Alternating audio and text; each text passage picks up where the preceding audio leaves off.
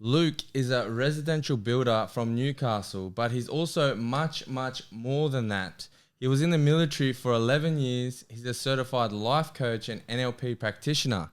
He runs his own coaching business, Rise by Luke Connors.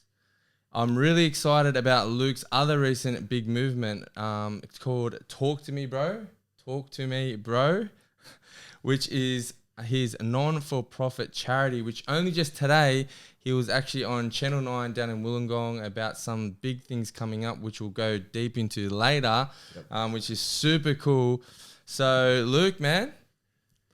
Hey, brother. How are you? Pumped. Mate, we've been talking about this for probably 12 months or 6 months or more, something like that. Supporting each other's on social media and the stuff that we're doing in the community, but getting face to face, especially over COVID, like we didn't really get a chance. Life just like it sort of blocked us, hey? And then here we are. Let's go. Let's do it. Here we are. So, Luke, I'm really excited, man. So tell us where it all started. You own a building company called Spartan Projects. How long have you been a builder for? So I started my business 21. I'm 28 now. So still a youngin'. What's that? 7 years? Yeah. Yeah, or so. So I come back from a deployment overseas in 2012. I was 20 overseas, and then whereabouts overseas? Solomon Islands. So it was a peacekeeping mission over there. Yeah. Wow. Awesome experience for a young kid. Really grew me up quickly and made me just, you're sort of a boy, and then it's like, you got to be a man. Yes. Yeah. You're viewed as a soldier's just viewed as a soldier. Yeah. Personality's taken aside, like, no, but you're just an Australian soldier, so you have to represent Australia at that level. Yeah. So I think it definitely taught you discipline and, going within and just your own resourcefulness and all that good stuff. Yeah. And then gave me, the harness of skills to be able to just come home and start my own building company. Yeah. Yeah. And like, it's in Newcastle, it's going well. Yeah, we're killing it at the moment. So we got boom, and I think most of Australia's a lot of like, especially really the East Coast, we're booming at the moment. So we have 10 employees. We call them talent. Talent. Talent. Yeah, talent. Amazing crew. I got a business partner with me too. Served with him in the military too. That's when we met. A good foundation for trust, loyalty. He helped train me up a lot when I was going down my journey with the Special Forces. Yeah. And then when I sort of left that behind and come back home, he was there as well. So he picked it up. So I was running my own, a little bit of background with the military side and everything. So I was coming into stud carpentry. I know you're back carpenter builder myself as well. Yeah, carpenter builder too. So started that at 17 out of school. Also joined the Army Reserves at the same time. So over that 3-year period, I was getting, trained up as a carpenter and then trained up as a combat engineer in the Army. And deployment come up, took it, come back home, and then started my own sort of sole trading business. Yeah. And then over the next few years had the dream of always SAS, like it was going to be Special Forces, and that was what I was focused on. Went down that line, and really in the back of my mind always was just carpentry is just on the side. Like SAS is your passion. SAS was the passion, the goal. Wow. Drove into it hard for years. Like every single decision I made from about 20 when I was overseas is when I actually met, because I know we're going to go into the Talk to Me Bro side, and that was a bit of the essence. I met this guy. Yeah, what we got over here, his name was Matt, and he was just like the epitome of soldier. Hey, he was a corporal. I was a young digger at the time, and he was like had spent some time around commandos, and went towards the danger, led, like everyone would just follow him. He just had this aura about him, knew his like weapons well, knew his theory well, knew everything. An older guy, like mature guy. Like he was probably maybe early 30s. Yeah, 30. Yeah. And just the boy is like a leader. Like you just lead him. Yep. It wasn't like you do this and then you go and do it. He just still fairly young, like in the corporal world, like I think I got promoted 22s to corporal. So like you sort of get promoted quickly. Wow. I think I was one of the youngest at the time then. But 30s kind of like that age, late 20s and 30s kind of when you're a corporal in the army. And you were a corporal at 22. Yeah, I was a corporal at 22. Yeah. Growing up fast, yeah. Growing up fast. But then he had spent time around Special Forces, and I just, a bit of looking up to him, but just fell in love with soldiering. Yeah. and that's where I thought I was going to end up. So the business was kind of just on the side. Started getting a few employees, like apprentices and that, but it was just always a vision of going west. So I trialled for SAS when I was 23, and then come back home. I got deep within the 21 day selection course, and then decided. For all the viewers at home, what does SAS stand for? Special Air Service. Special Air Service. Yeah. So Special Air Forces. Wow. They're like the cream of the crop. For military in the Special Forces unit. Within Australia, they're the cream. Them and the Commandos are our two big ones. Yeah. So that's where I wanted to go, Perth. I always thought it was Navy SEAL, but that's like America. Yeah. Is that like a commando or something?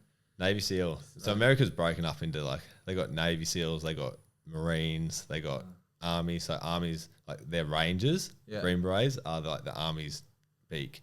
Then Navy SEALs are like their peak. I get you. Marines are sort of like their own corps. So they're structured funny. Yeah. So there's actually like quite a few special forces units in the American defense force and military. Yeah. Special forces there. That's cool, man. So yeah, like what did you get out of it? Obviously, resilience made you tough. Like for somebody like, there was a time when I was young, coming out of school, 16, 17, it's like, shit, what do I do? You know? And there was a time where I was thinking about the army and all that kind of stuff. My brother actually applied for them and all that. It actually was a thought every now and then, but I was like, fuck, that's going to be hard, man. And like, hearing that you got to sleep away and you got to do this, that, I'm like, I used to just love riding my push bike and all that, like I was like, fuck, I loved the skate park and all that. I was like, I don't want to go do that. Yeah. So it's always like just massive respect for you guys. So like, what did it take? What did you learn, like in a nutshell? Probably, just being able to go within and be like, I have all the resources I need within me to deal with anything that comes was probably like a big one. That's huge. Resourcefulness, putting yourself in situations or being in situations that are just, you don't want to be in them. Like I remember being in some different places. I've been on a few deployments, like you're in the jungle and you're wet for 2-3 weeks. Yeah. And one set of clothes and you're just wet the whole time. Oh. And it's kind of like you're cooking in a pot because it's warm environments. So it rains, it flows down rain. No. So you're wet and then it comes out blistering hot sun. Yeah. So you literally start cooking under like the canopy and then it's rain again. And I think that you look back on, I do it in a lot of my talks and that, but you look back on the tough times and it's like this saying in the army, it's like embrace the suck. Because embrace the suck. And it's just like the metaphor on that is no story when we come back home that was like the easy days. You never talk about them. Yeah. Even the neutral days. It's always the times when it's like, oh, we're in a pit and we was up to our necks in water. You talk about those ones. You talk about the times when you're wet. Remember all the tough times is what you come back with. And then for some reason you forget about how tough it was and you just go, you're like, I can't wait to go back. So I think that resilience and resolve was the biggest thing. And then leadership. Like I said, I got promoted at 22. So my next deployment, I think, was 24. And I was, half of my section was older than me. So a section of 8 in the army. You have 8 people with you in the army. Yeah. And it's my section, half of them were older than me. And so you start to, as well as business, you start to learn. And I guess the army gave me the confidence to start a business young. So then you start to interact with people that are, 30, 40, 50, 60. And it's, you grow up quick and just know, Yeah. There's a few guys in the motivational space, like David Goggins is one. I think he's got like 3. David Goggins needs no introduction. There's another guy. He was in the Iraq army, I think, and he's in America. He's an Middle Eastern man. Okay. Crazy stories as well, and they all talk about how much it turned them into such a disciplined and how great it was. Jocko Willink. Jocko's one of them. Yeah. He's a badass. Yeah, badass for sure. Yeah. He's like the 4 a.m. dude, right? The 4 a.m. dude. I love it. Yeah. So it's funny because I give that metaphor like in my life and to my clients. It's like you can either be a happy duck or a drowned rat. Either way, you're going to get wet. So it's like, well, we're going to get wet here, so we might as well be a happy duck. Yeah. Right? Like, because you're going to get wet either way. And it's kind of like life, life's going to hit you. Right, it's going to continue to hit you, and you can be a sourpuss. Life's so hard, and you can be a victim, or you can be like, right, I'm going to own it. Whatever happens to me, I'm going to go for it. resilience, and I'm not going to be the victim in life. Victim or the victor, and it's how to look at the situation. Totally. Like, am I going to be? am I going to take, is this, my go-to questions is like, what's the lesson in this? Every time, what's the lesson in this? When it's, especially you always come up when it's tough, what's the lesson in this right now? What do I need to learn? What am I missing? Yeah. And then it's like, maybe just your focus. Yeah. And maybe the hard times, it's like, I think I love Vikings. Like, I don't know if people into it, but Ragnar in it has this scene. I just like, he's my screensaver. I reckon there's so many like good little metaphors in life in that. But he says to his son, like, he says something about you need to be happy all the time. And he's like, what's happiness? Yeah. And it's put back in like years ago, and it's a different version of it. But it's like, yes, we want to be happy, but you can find sometimes it's like, no, sometimes it is going to be tough, and that's just life. And the waves are going to come and the highs and lows.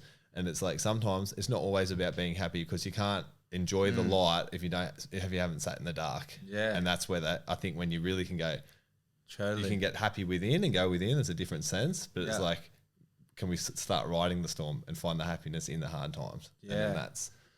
Yeah. As Tony Robbins says, trade your expectations for appreciation. And that is a huge one, you know, like, in life, so many people have these high expectations of what life's meant to be like, how happy they should be, what car they need to get, how much money they're going to have, when you like need to have fun along the way, the journey, you know, enjoy the journey along the way. Yeah. So super cool, man. So, you know, tell me, what was your motive to become a life coach? Like, you know, you've gone from carpentry, building, in the army, SAS, 11 years, and then, you know, a life coach. You know, like, what motivated you? How did this all happen? So I'll just clarify there. I was never fully in the SAS. I didn't get berated, and I didn't serve in the as a special forces soldier. Just trying to speak you up, man. Yeah, no, but I want to make sure I don't. Yeah.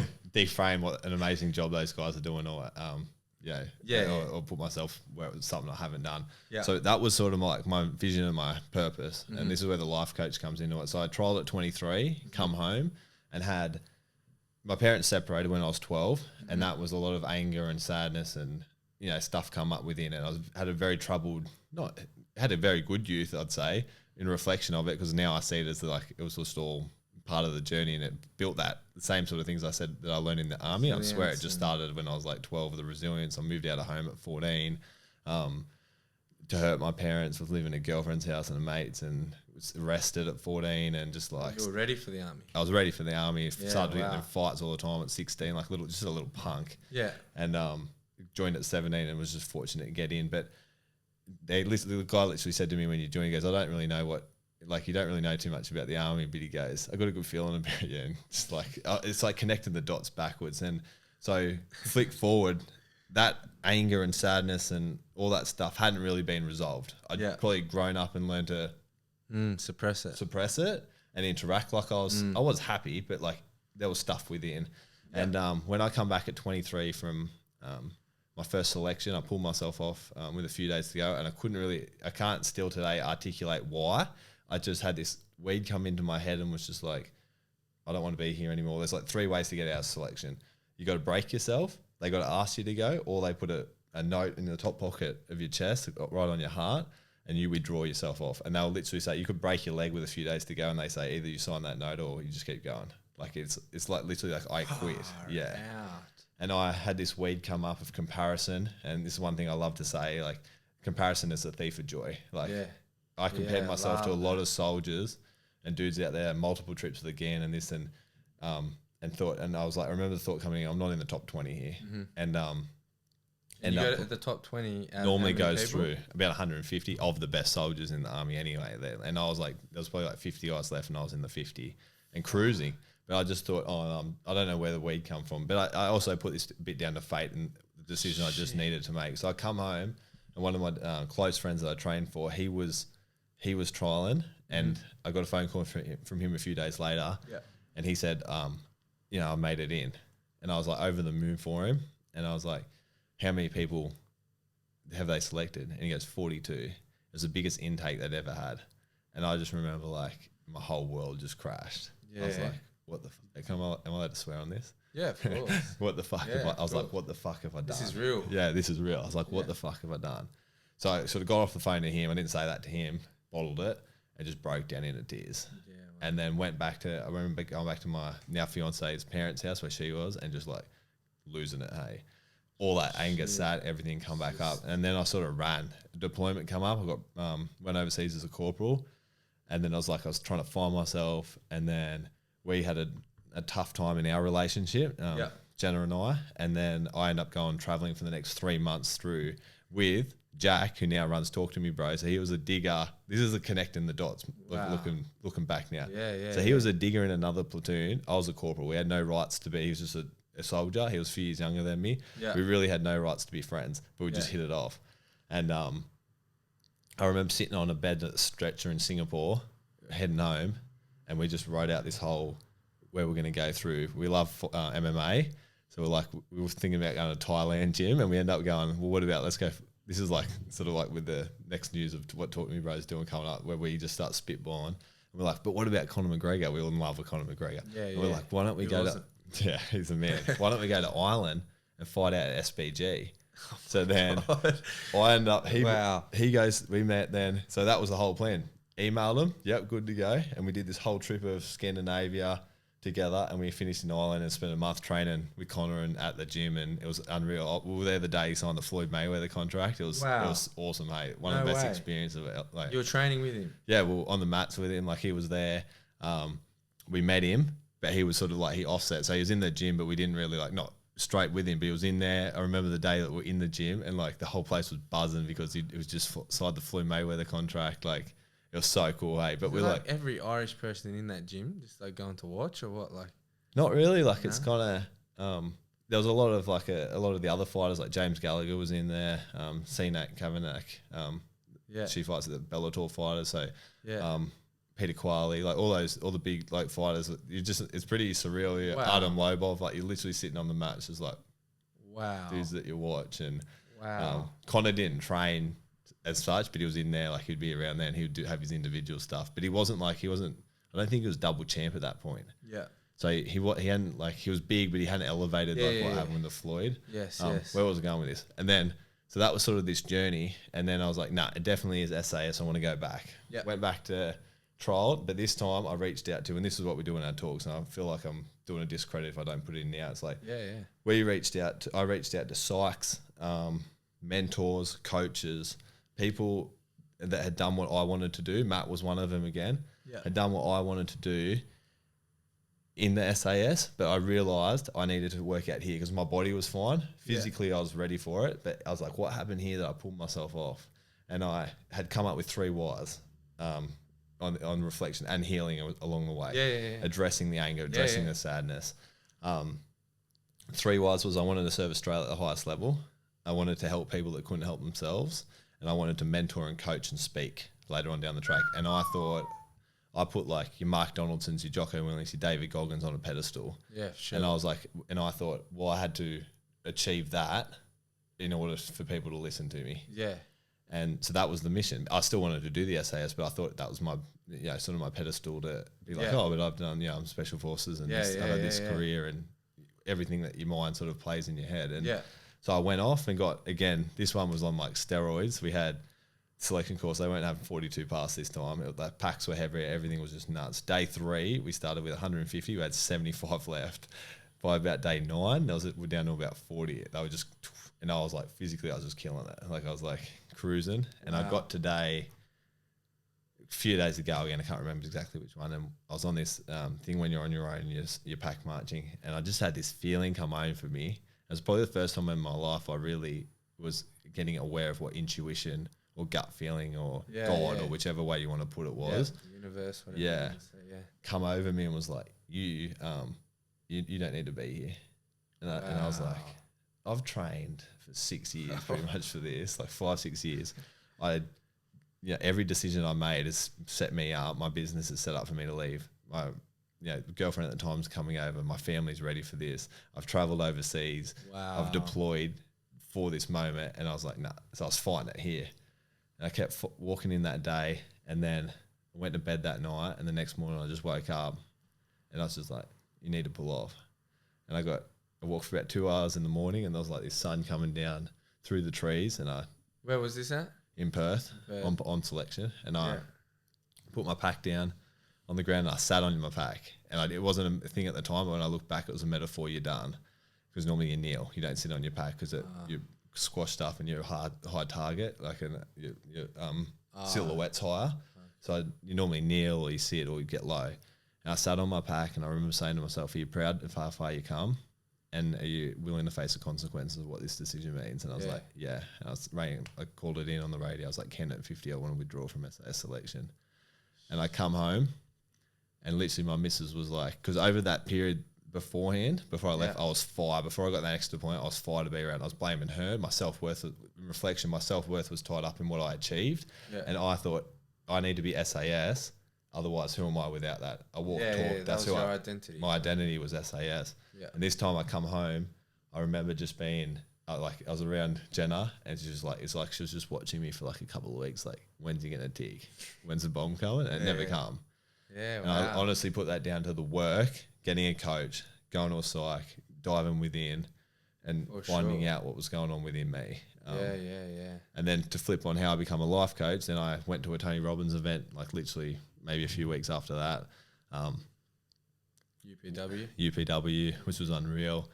And then I had, can we roll into what the Talk to Me Bro is? Cause for sure. What's your next question? The next question was Talk to Me Bro. Yeah. Which is a non-for-profit charity that you run, which I see is taking off. It looks super cool. And, you know, today you were just down in Wollongong with Channel 9, all the cameras, pretty amazing. So, you know, tell us about that. I'm super pumped on that. So I come home to the question here, the Talk to Me Bro, I love it. I come home and I was at this event and I went to another one after that Kerwin Ray event a month or two later with my business partner now, Jace. Yeah. So that's when Spartan Projects really started our building company. Yeah. The one that we have now. Yeah. Same guys that were working with me before just come across. So it's sort of like the 21, it was on progression. Yeah. But I never thought I was going to pursue it. So we're down at an event in Sydney where we are here, and I was walking on the Sydney Harbour Bridge that night, and I got a phone call from another mate in the army, and he goes, "I got some bad news, Luke." He's like, "Matt's killed himself." And I was like, "Who?" And he's like, "Matt." And I was like, "Matt who?" And he said his last name, and I was like, "Not a fucking chance." And this is the guy that helped me to get ready for SAS. He used to spend hours building my pack, sitting down with me, putting on pack, we used to sit for hours and talk about mindset and resilience and resolve, like what you need to do here. He used to put on all these navigational courses for me all through the Central Coast, like went above and beyond to get me ready for my dream. And I never would have thought of checking on him. I never thought that he would be struggling. And when that happened, I was like, if he can do it, anyone can do it. And I remember just thinking that night, like, I went and sat in the shower, and when I'm sitting in the shower, I was like, I'm plotting. Either I've had life's tough or I'm plotting about something. And I was just sitting there and I was like, I'm going to do something big in his name. Same time, Jack, earlier that year, lost his cousin Matt to suicide, both 37. And Christy was Matt's husband. So Christy and Jack are in Wollongong. That's the what Talk to Me, like, so Christy founded it. Yeah. And it was meant to be just to sell shirts and stuff like that initially. And then Jack sort of did a few talks in schools, and then I flip on that. When I come home from the deployment from SAS, how my 3 whys. It's funny how the world works. A mentor asked me, the one that I'd gone to in like a psych, she asked me to start speaking in schools with her a week later. Something I thought I had to do to be an SAS to do. I put it out there to the universe. I wanted to coach and mentor. Right. I just didn't know what shape or form would come in. So that sort of like started this journey of that life coaching. How can I help? We're talking about mental health initially, and just in schools talking to guys, like boys at school. Yeah.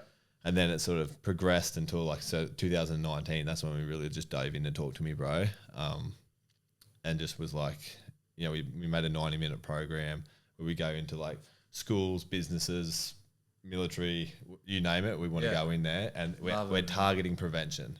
Yes. So we're not rolling in, sitting here going, we're qualified psychs and this is what you need to do. We're rolling in here going exactly my story that you just heard now. We're common guys that have gone through stuff. We have a building company. Jack used to be in real estate. Yeah. Common guys, I play soccer. Like, I feel like I'm pretty... Just knockabout blokes. Knockabout blokes. Having a go. But we come in there and go, I got to say, and like, don't be... It's all well and good when people are riding with you when you're riding high. Mm-hmm. Everyone's with you when you're riding high. I was like, be the person that there when all the wheels fall off and in your dark times. I want to be the friend that's remembered when the shit hits the fan. I'm the one that's there to pick you up, and then I'll muck around with you when we're riding high, and I'll joke and we'll play around. But when in the dark times, be there for people. And that's what we're Talk to Me Bro is like the essence of what we do is that giving skills about where to reach out to, who to talk to, that sort of stuff, where you can get help and support. But that's sort of what Talk to Me Bro is, like the essence of it. Yeah. Yeah. So I'll just take a second for, Matt and, anybody else. I had a cousin only a couple of years ago, a young cousin about 23, 24, took his life. I had a young cousin when I was really young. I was about 10 years old. He was about 16, something like that. And, we live in a world in Australia, currently 9 people per week commit suicide, and 75% of them are all men. And, 65,000 per year in Australia try to commit. And, like 95% of all deaths are male in work-related deaths. So, just take a second and, and anybody that's struggling, that there's help out there, talk to me, bro. There's coaches, if you haven't yet, follow myself, follow Luke, follow Talk to Me Bro. It's one of those things that we need to put out there and work together because, we've both gone through tough times and like it could be anyone. Like you said, Matt was somebody that used to, help Luke out with mindset and all that. He would never think it's that guy. And a lot of the times there's a lot of people struggling that you would never know they're struggling. So it's about that, literally talk to me, bro. And girl, it doesn't have to be whatever that's on this podcast, girl or guy. But yeah, man, that's huge stuff. So let's go down. What's your views on why men's suicide is 75% more higher than women? Why do you think? What's the struggle here? Like, what's going on, do you think? If you go back, this is my view, and I can only come from of course, what I've seen, my experiences, and some of the graphs that are out there. But if you look back to generational trauma getting passed down, and what's been we just followed our parents, and the whole way back through. Yep. You come over from, say Aboriginal community, they've had their own struggles, suppression, whites coming over. And then you have whites coming over or different people immigrate over. You come over on a boat, let's talk from the white perspective. You come over with on a boat and you have 10 guys, a family, of 10, you and your wife, and you're on a property, who are you going to talk to if you're the dad? You just hold it in, you just bottle it up. You're not going to go talk to your kids about your problems. You're not really going to, and it become that sort of habit that we don't talk about it. And then you look what happened to the Indigenous, same sort of thing. The men, they've got massacred and all that different stuff that the whites did as they come over in that generation, that time. And then the same thing, they bottle it up, and that got passed then down to, then we start talking about World War One. Same thing, you go to war, stuff happens at war. It was propagandaed and put on this pedestal, and then they go and they come back. PTSD. Half of them missing. There's evidence of people passing down shell shock, which is PTSD, through DNA strands.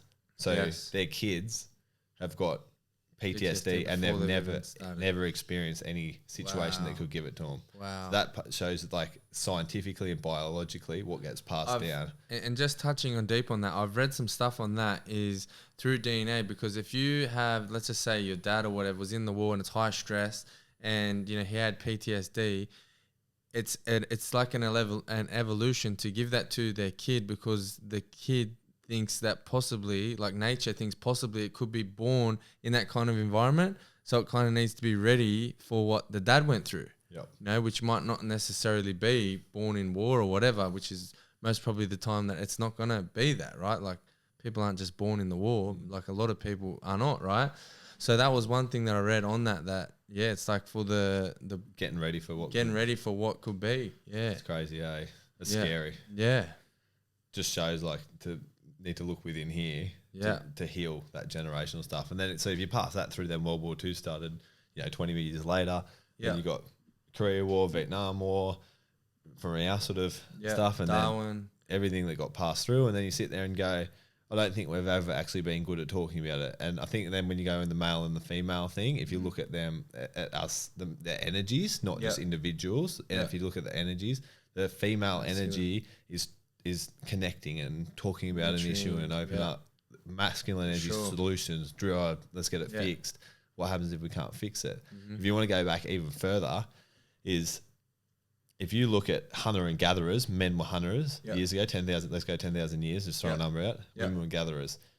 Back in those days, if you failed at something, you're failing at killing a lion or your dinner or a bear, you die.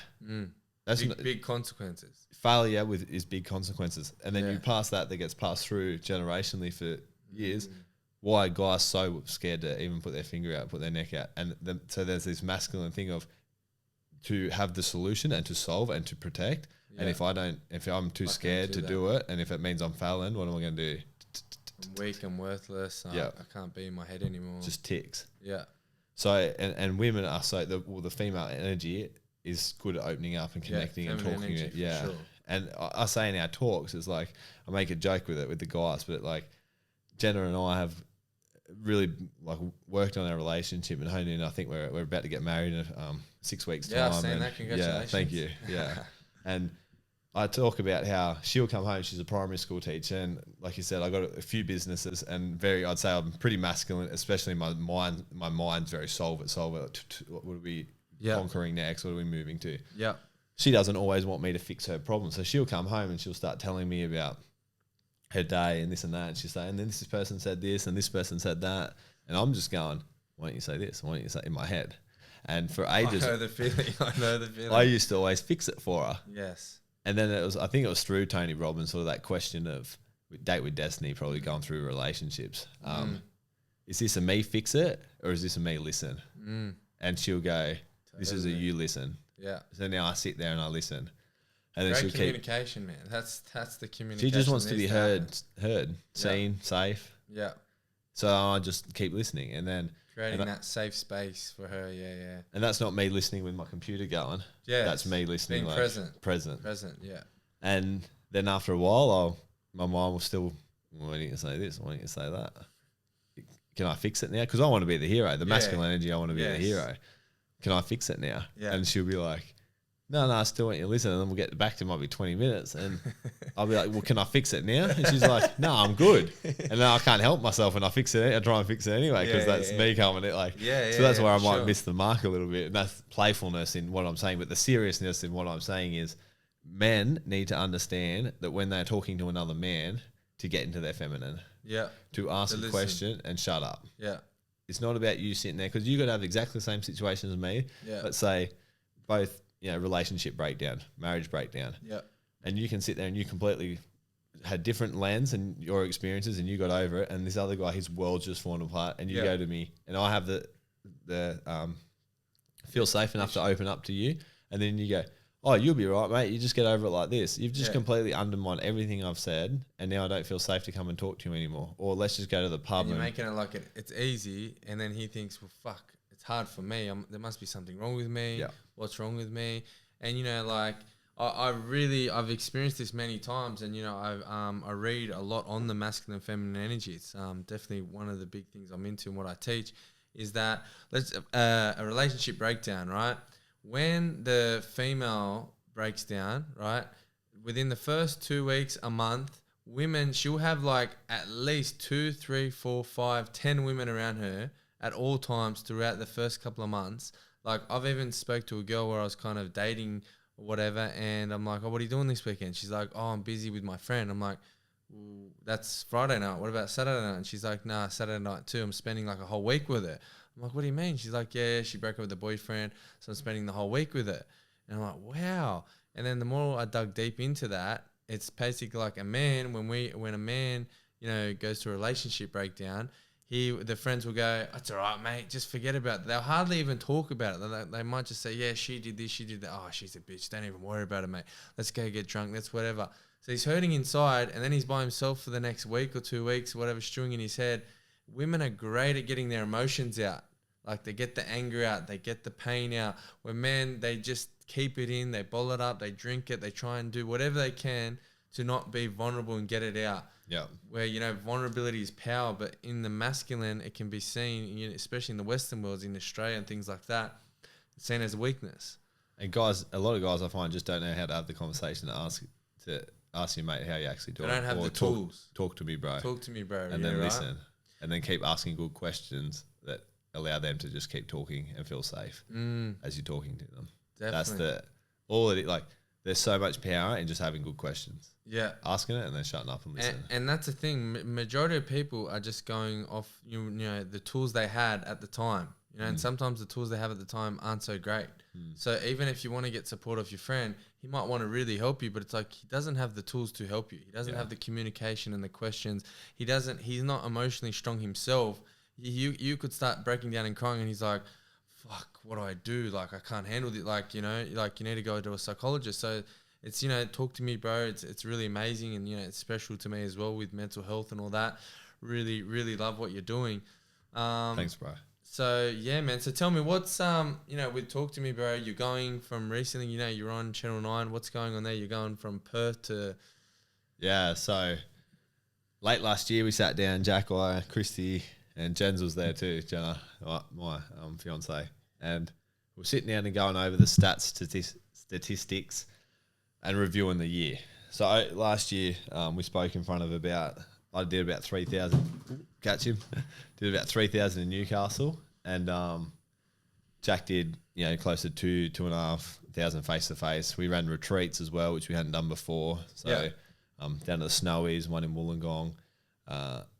We had about 20 at the Snowies and 42 guys in Wollongong. So that was powerful in itself. 3 days.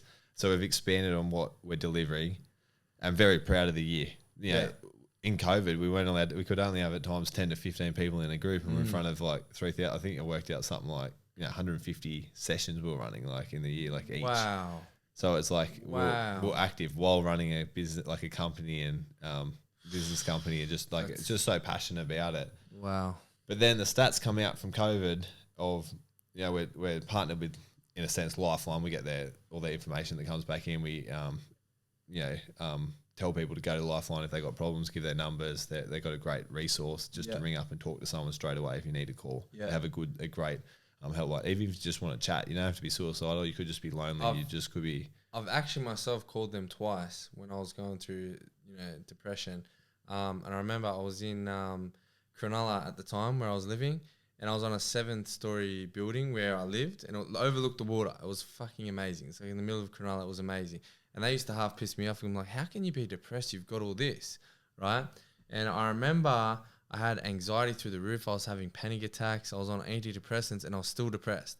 And my mind just spiraled out of control, and it was telling me to jump over the balcony. And at first, it was just like, whatever. But then it's like I started to believe it, and I started to be scared. I'm like, fuck.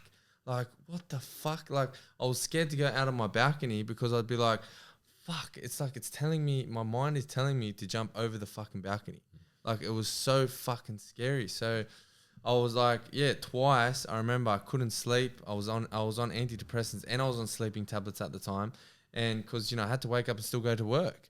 And at that time I was working as a dogman and rigger in the city on high-rise buildings. I'd lost my license, so I'd have to take a train in. It was a 1-hour train ride from Cronulla to the city. And I was having panic attack on the train. So I used to get off in the train like 3 times in one train ride, 1 hour, because I was having panic attacks. And it was literally hell. So I called Lifeline twice, and they were able to help or whatever. You know, so it was good.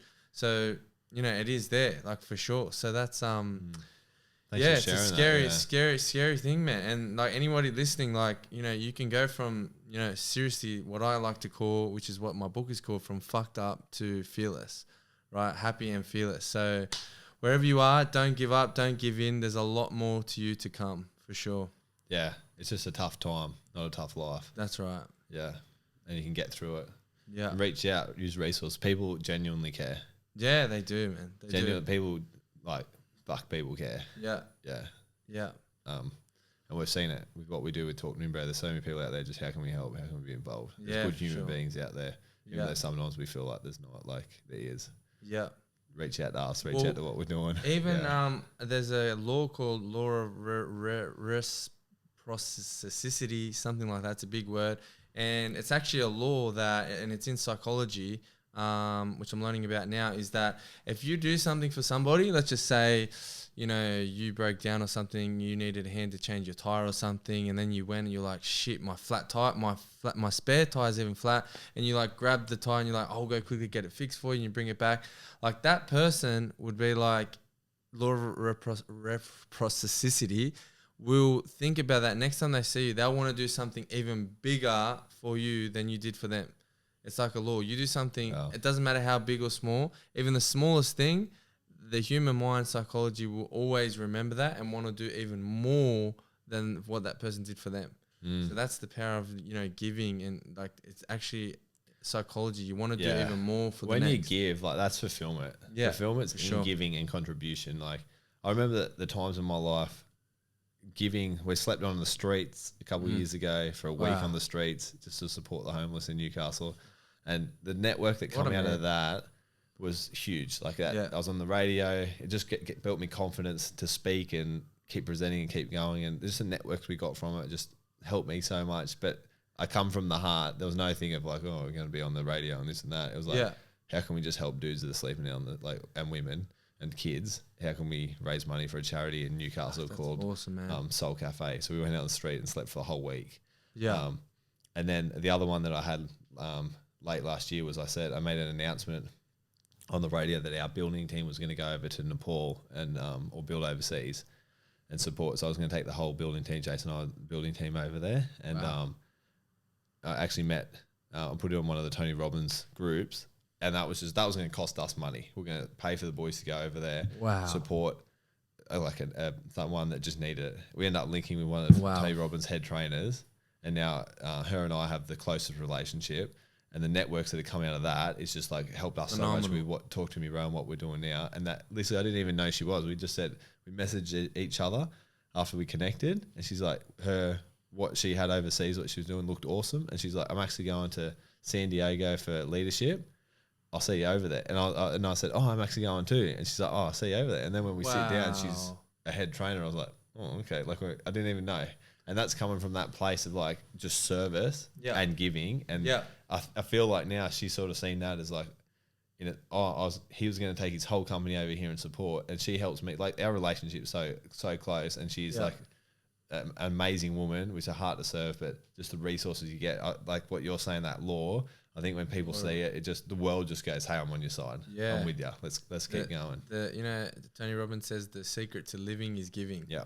And, and even, Arnold Schwarzenegger, one of the greats, one of his 6 rules to success is give something back. Yep. Number 6 is give something back, right? So, giving back there's so much fulfillment in that. And, what goes around comes around. Literally, what goes around comes around. And it's just a great place to live. If everybody's giving, then everybody's receiving. Everyone's giving, receiving, and it's a great place. The world can be a better place. Yeah. So, look, what has been your biggest struggles to get you to where you are now? What is it? Let's get. Are we going with the walk? Vulnerable. We still got to announce the walk. Sorry. We ran off on a tangent. So we got the stats and statistics that come out. Yeah. And then from there we went, what more can we be doing? Yes. So we spoke in front of like all these people, but the stats were up last year about 70-80% from Lifeline. Wow. And I was like, wow. So we anticipate that from the year before 2019, that it might have been 3,300 suicides there was. We anticipate it could be well within 4,000, maybe 5,000 in Australia. Like that's nuts. And we're working in this space. And COVID's helped that. Yeah, right? COVID's helped it huge. But it's like we're in this space and we helped so many people, and I was like, we barely dented it. You do get the messages behind the scenes that the tools that helped me or taught me today save me or help me save my friend, but it's still like, what more can we do? And so I was sitting with Jack, Christian, Jans, and Jack and I just start spitballing.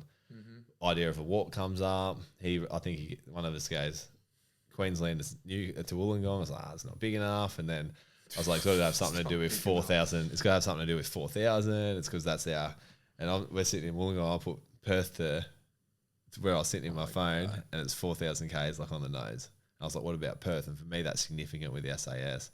And it's like where I come home from. What's the 4,000? What's the 4,000? 4,000 lives lost for suicide in 2020. Yes.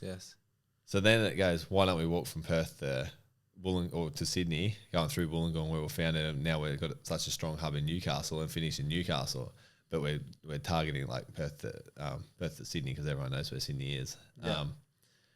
So then that started growing legs as we're sitting down, and Christy's going, "You guys are nuts," and I'm going, we're spitballing, and we're like, "Yeah," and then we can get a Winnebago, and we'll put our Talk to Me Bro signs on it, and then one of us joked about, we could get one of those microphones and talk about our message along the way. So we're like haven't banned it, but we're serious about how we can help. So it's like just because we kind of say it's you got to make the topic. It's a hard topic and it's tough. But if we can talk about how we can save lives and make that it's a positive thing, not a negative thing. Because if you sit in the negative the whole time, you wouldn't be able to do what we do.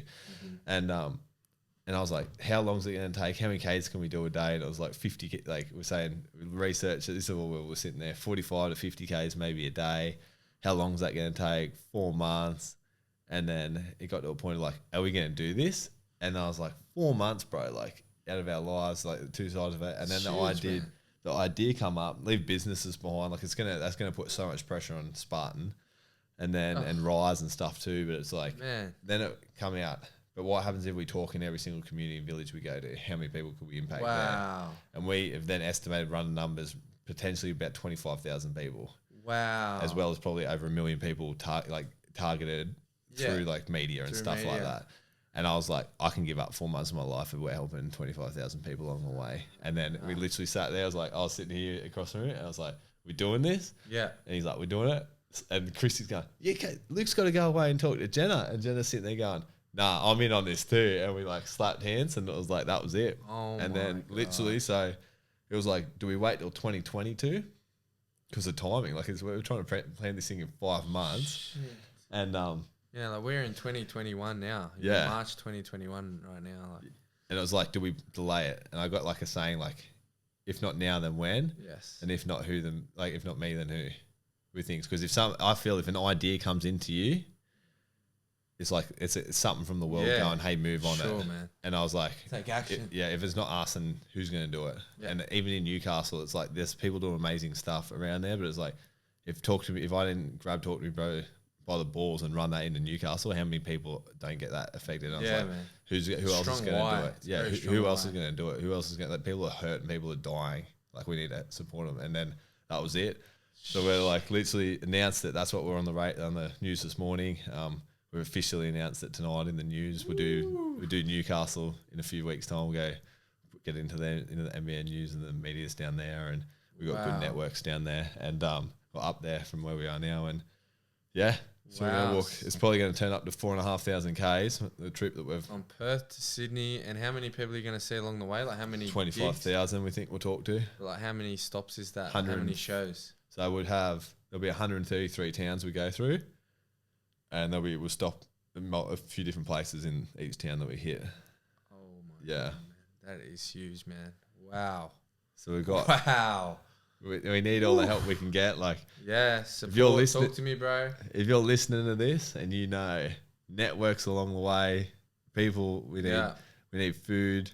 Healthy food, preferably shoes. Is there a place stuff can donate, something like that? Yeah, so we got it'll be like Walk With Me Bro or Talk to Me Bro websites. I guess you can throw it up in the links and that.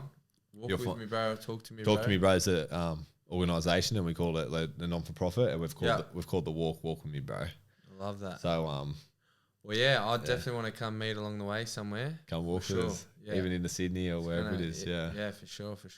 Yeah, that's the idea of it. Come over and walk with us. And anybody else that might be listening in Perth, which way are you going? South, Perth, north? Perth, and then we're coming home. But is it like you're going straight through, like we'll through the centre? Or we'll drop down into the Nullarbor, south, and then hit like Adelaide, and then go actually a little bit more south and actually touch into Victoria, and then come up through Canberra, Wollongong, hit the coast, Sydney, Central Coast, Newcastle. Yeah. Wow. Amazing, guys. So whoever's listening, get out and support. Actually, absolutely amazing, man. Amazing. So let's go deep and vulnerable. What has been your biggest struggles to get you to where you are now, Luke? What's been your biggest struggles? Probably it was definitely that time when I come back from the army and letting go of something that I held on to so hard, a sense of identity, and then having to go within on myself and do the work. Yeah. Is probably the hardest the hardest thing you have to do. Getting real and like facing your fears of like who the fuck you are, your demons. Yeah. Pain, Who am I? the shit that you don't, majority of people, including you, me, don't want to go into. It's all that shit. It's all that self-doubt, all times that pain. Times you've fucked up, times you've let people down, times you've stuffed up, times you've made mistakes, said things to people you're not proud of. Like addressing that with yourself. Accepting who you are. Yeah. Or you're bad, or you're good, or all the fucked up, everything, like accepting who you are. That's the big, I think, doing that and then going within and making amends for it where you can. Yeah. If you can actually reach out to those people and be like, this is, and have an open conversation. Hey, I might have hurt you in the past, and that's this for me. I can only talk from my but sorry, like I'll do better. I'm sorry. Yeah. Yeah, for sure. Yeah, the forgiveness. Yeah, forgiveness. Kind of like closes off that, that chapter where sometimes we have so many books and chapters opened, and because this person hurt you and they didn't say sorry, and you hurt that person, or you did bad, or you did this, and you never really got a sorry. It's like being able to say sorry to yourself and others, even not to them or not to anybody. You might not be able to talk to those people to say sorry because you're not talking anymore. So it's like able to forgive yourself and others, even if they've done something really bad to you and they haven't even said sorry to you. It's about learning to forgive them even without their sorry. You know, like the Latin meaning to cut off from, to decide. Like it's even a decision within yourself. Like I'm going to let that go. Let go. And I had to let that, when you decide, like you cut off from. Yes. And it's like, when I heard that, I think Tony says it, but that to cut off from, and you decide, so it's like, that was powerful for me, because it was like different times where, do I go back to the army, do I this? Because it's like, it's just not the army, it's that, where's my identity sit? Yeah. It's like, no, I'm just going to let that go. Yeah. And then letting it go makes space. And it's the scary thing is letting go of stuff, but it makes space for the new to come in. Yeah. Yeah. Yeah, totally, man. Like a snake shedding its skin, or always growing. And that's the thing, like if you've listened to, Luke's story, from where he was, 12, and he struggled, with his parents' divorce and all that kind of stuff. And then, you would think from 12, it's going to be tough, right? You can get lost along the way. Who am I? All that kind of stuff. You maybe lose direction. You're angry at what's happened and all that. And you don't really know yourself. You're still going through hormones and puberty and all that stuff. And then you go through into the army, and you've met some people along the way there. And then, which is one guy's your business partner, right? Yeah. Yeah, right. So you would never have met him if you didn't go there. And Jason's my business partner. All that. Yeah. And then, you go to Tony Robbins and you do this and you do this. And then, that lady in Tony Robbins helped you to put you through to there. And that's kind of what life is. Like, it's like you got to go on that gut feeling. And sometimes you don't even know the answer, but you just know it's the right thing to do. You just have that feeling that I've got to go with this. Like, it might not make logical sense sometimes. Yeah. Like, being a life coach and doing this and doing that, but it's your subconscious brain is gonna link you. It's looking for the answer. It's gonna put it together. It might take 1 month, 2 years, 1 year, 5 years, but it's gonna find the way where you want to go. But you have to take that commitment. You have to step over where you're scared and like, shit, I don't know exactly. Maybe you have to. It's faith. That faith. Take that leap in faith. Faith it till you make it. Yeah. But how many books, or the Bible, whatever your belief is, if you're listening to this, but how many different religions are there? And the key thing is faith. Yeah. And they say I grew up sort of in the Christian church, but they say in the Christianity, man was created in God's image. Yeah. So if God's asking you, this is just my interpretation, to have faith in him, isn't he just asking you to have faith in yourself and in that gut feeling, in that, wherever that's coming from too? Yeah. I make exactly what you just said there. I make all my decisions now from, does it feel right? Even doing this walk, guess how many people have probably said they think we're mad. They actually think I think we're mad too. But how many people are like, we pushed my wedding forward to do this, like it literally life changing. Yeah, but it's literally like, it's nuts. Like, it's proper nuts, man. You don't know what's going to happen to us on the way. So much uncertainty. There's so much uncertainty, but it's just like, I know I have to do it. And Jack said the same thing. It's like, we have to do it. The stuff that's going to come out of that, like just the lives you're going to impact, the media coverage, like you're going to blow up on a different level, in your business. And it's like, it's just, if you don't take that risk, you don't get the reward. Yeah. Like it's you got to take that step, right? Yeah. So for sure. So, you're a busy man. How do you manage your time? How do you make it all happen, Luke? Like how, there's so much going on. How do you make it all happen? You're still a young man, 28 years old, still so much more to do. It's like, I just feel you've not even started. You just got started. I think it's have awesome people around you. Yeah. You've got an awesome, fiance, business partner. You have to be able to delegate. Yeah. You have to be able to empower, not just delegate like you do the stuff I don't want to do, but it's like empower people to be able to come in and relinquish control of things and be like, have a vision and bring everyone in on that vision. Yeah. So if I just have the vision. You don't have to do it all yourself. Yeah. Because otherwise you can't, like, what's that saying? If you want to go fast, go alone. If you want to go far, go together. Yeah. And literally every business that I have, it's partnered with people. Yeah, Everybody's partnered. Nothing's me on my own. Can't do own. it yourself. Yeah, everything. Even Rise, like we're moving that in the Luke Connors Rise. That was just a program we put into schools to move away from sort of like a resilience, emotional based thing. Yeah. But it's all there's people structured behind, like that's partnered. Yeah.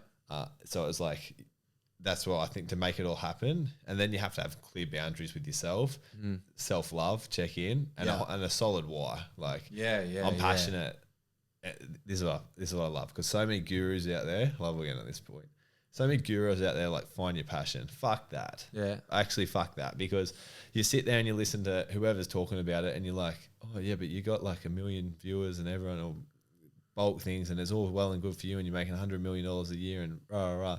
But it's like, they don't, I haven't seen it enough. There probably is people out there doing it where they articulate the message of how they got to that point. Yeah. Because every single time along the way was just like, I thought I wanted to be this and I followed my heart. And then I was like, oh no, it's not exactly that. And then and then it's like, oh, now we'll go into this. And it's even, we're talking offline about like the one-on-one coaching. And I was like, oh, I don't know if I went into that. I was passionate. Even when I have one-on-one clients, I'm passionate about it. Yeah. But I'm like, I'm not that passionate about it anymore. I like the group stuff more. So I think you find your passion along the way. It's not like just think, because people go, oh, what I don't think I am passionate about something. Well, just find something you like now and then go and do it. Just do what you like first, and then you'll find your passion, and then that why just starts growing, and then you're like, then you do bounce out of bed because it's like, we're going to do this today. I can't wait. Like and then you actually are like, that's where passion comes from. Yeah, finding it along the way by following your gut and going after what lights you up. There was a time there, like we're talking probably 8, 9, 10 years ago, where I had like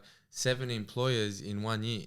Like I'd bounce from job to job because I was like, oh, I didn't like this, or they weren't paying well, or they were treating me like shit, or I wasn't passionate. And I'll just keep on going until I find what I love. And, I went from carpentry into building. Then I got my dogging and rigging ticket. I went into there in the crane. Then I found out, nah, I'm not, because I thought, oh, good money and all that. And then I found out, nah, I don't want to do that. Went back to building, more jobs. And, I found, I was at Tony Robbins and met other coaches, and I was in this personal development space for the last 7-8 years, and it just kind of went in there, right? Yeah. And so it's always taking that consistent action, and you don't know where it's going to go. Just continue to go, and don't be scared of the change, or I can't do it, I don't know. And, like Richard Branson and Elon Musk and things like that say, we build businesses and we'll say yes even if we don't know how to do it, because we know we will hire the people that know how to do it. Like, we aren't the smartest people in our business, but we hire people that can do all the jobs, that are smarter than us, and we just delegate. We put it all together. Yeah, right? So say yes. Yeah, say yes. That's my biggest thing. Like, I say yes to everything. Yeah. Like, and I think there's a point that I know there's probably a point. Everything, literally. There's a point though where you got to go, no, right now I need to go within, but say yes to the big opportunities. Take the opportunities, pour into it, find the hours, create the hours. Work hard. Like, that's how you get to where you need to work hard. Like, you need to just put in the hours, put in the time. And that's the thing, like a lot of people say to me, as my podcast is called the Mindset Motivator, how do you stay so motivated? How do you do this every day? And, motivation is just bullshit. It's what's your motive, right? Like, what are you focusing on? Generally, if you're unmotivated, it's because your lack of focus on what you really want. So people are focusing on all what they don't want, or they're not even focusing on anything but their Netflix and chill, right? So it's like, well, no wonder you're unmotivated. You haven't got 1 year, 2 year, 5 year, 20 year goals that you can look at and go, fuck, I've got to get out of bed. I've got to do something because I've got to get this shit done, right? And then followed by a strong why, like, what are you doing it for? You're doing it, to make your parents proud? Are you doing it for your future wife and kids? Are you doing it for all the people that need you? Are you doing it for yourself? Like, you got to keep that, that strong why, because it's going to get tough. And you got to look and say, no, fuck, people need me. Yeah. I need myself. My future wife and kids need me. You do more for others than you'll do for yourself. Exactly. So if your why can consist of others, boom, you said it. Then it helps you. And then as Tony Robbins says, where focus goes, energy flows, right? So motivation is just a byproduct of where your focus is. Yeah. Right? You focus on what you really want. Motivation, you get out of bed like to attack the day every day. Yeah. Like it's, you're going to have bad days as well, not so great days. That's normal, right? But generally... You grind sometimes. That is the truth. Yeah. So it's a lack of focus. Yeah. And I think a big one on that is... I forget where I was going to go with that then. You keep going. It'll pop back up. So you're a busy man. Obviously, we've gone through that. And, it's just crazy, all the stuff you're doing at such a young age, 28 years old. So, I'm sure this is going to inspire and motivate others to be like, shit.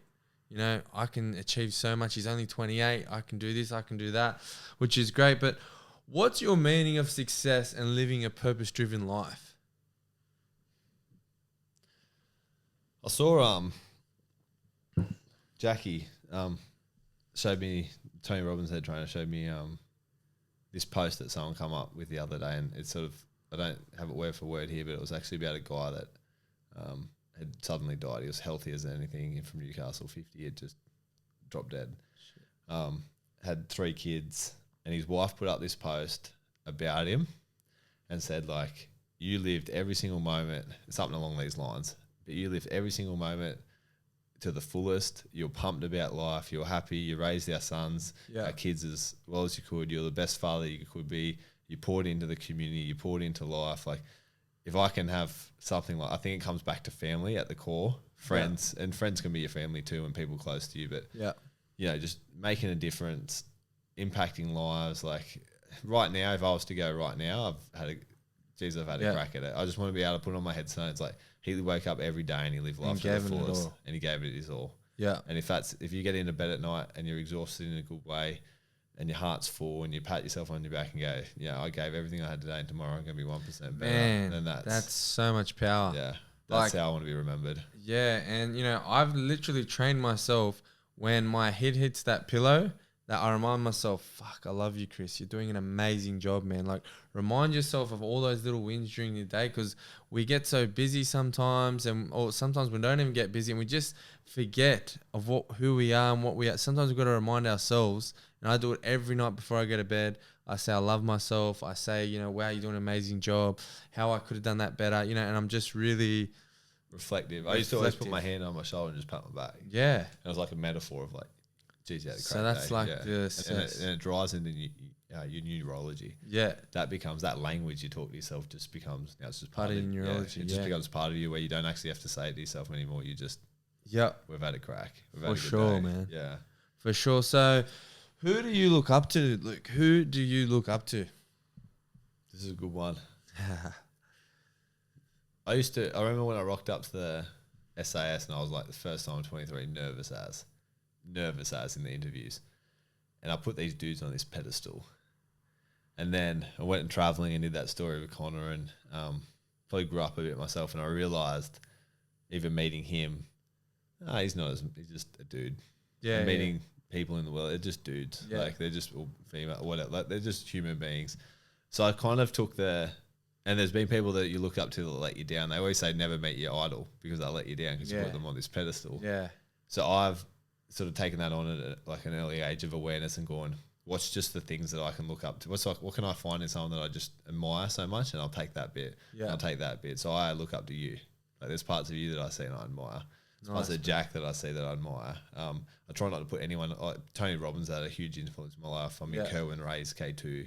So it's not one person. You kind of take snippets of everybody. I just take stuff and I go, I like to implement that into my life. Yeah. And you've probably heard the Matt McConaughey speech when he won was it Logie or Grammy? Yeah, I'm my hero. I think I had that on my wall.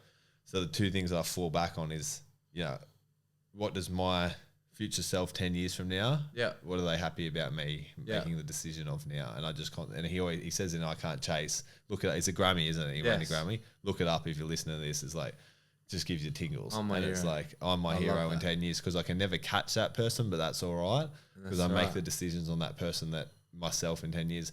And then to put that back in perspective a bit, I've used one of like, when I'm in my greatness 12 months from now, what decision do I make now that's going to impact me in 12 months? So I don't come from fear. I try not to come from fear. I still fall short some times, but of course. I try not to come from fear and stuff like that. I come from when I'm in my greatness 12 months from now, what decision do we make with everything going right? And I make that decision.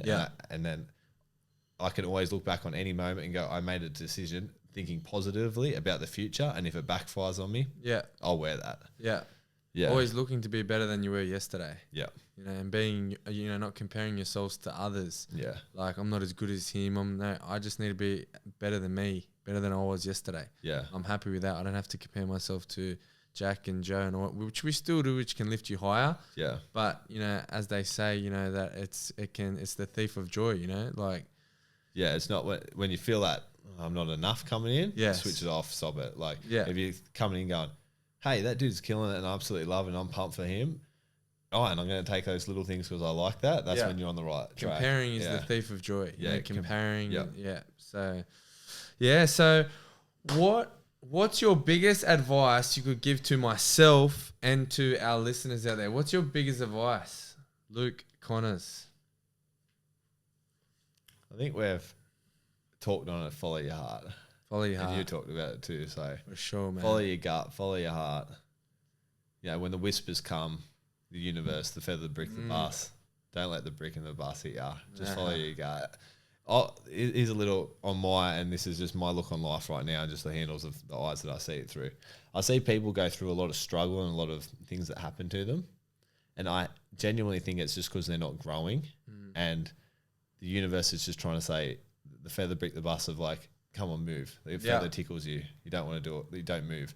The brick hits you, the bus hits you, and there's like, why always me? Why does this always happen to me? And for me, I'm like, people like, you have luck. It's like, nah, it's hard work. It's when preparation meets opportunity and then luck comes. Totally. The luck. And it's like, I'm constantly every day going that even when something bad happens, I just go, that's life. That's life coming around, just normal things that bad stuff happens. But it's like, I'm following my heart in every single decision that I make and following. And I'm like, so I can never, if I went tomorrow, it's like, he lived it to the fullest.